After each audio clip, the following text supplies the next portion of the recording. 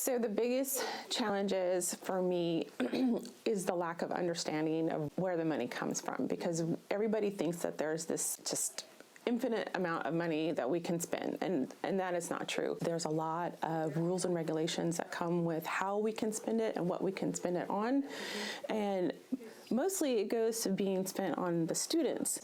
So we want to spend the money on the students. That's not the issue. It's how we spend the money on the students and what we use the money for. That's the biggest issue. I think work and personal life is the same. I am most thankful for my faith in God and my Savior, Jesus Christ.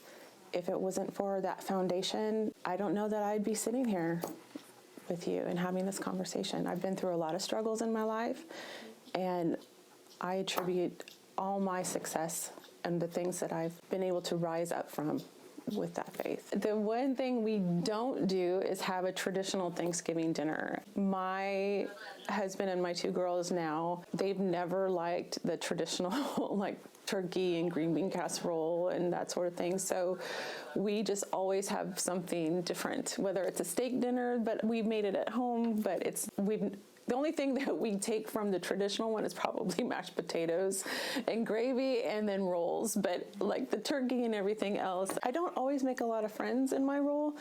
I have to say no a lot, and I have to be firm in saying no, because I'm bound to the guidelines that I have through TEA on how I purchase money. And so that doesn't win me a lot of friends, and that's okay.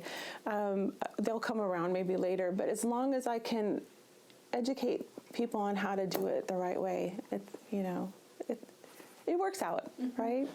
I love being able to work with students like you. I don't typically get to interact with y'all as much, So whenever there is a student club that wants to know about their money, I'm like, I tell the teacher advisor all the time, like, send them in to me. Like, I'm happy to sit them down and talk to them how to spend their money. And so I really love working with the students on campus. That's what keeps me motivated. I'm here for you. If you guys weren't here, I wouldn't have this job here. So I love working with you guys. I love getting to know you and seeing where you're going. I love seeing some of the graduates come back and tell me what they've been doing. Seeing how you guys go off into the world and do great things and come back and show us what you've done.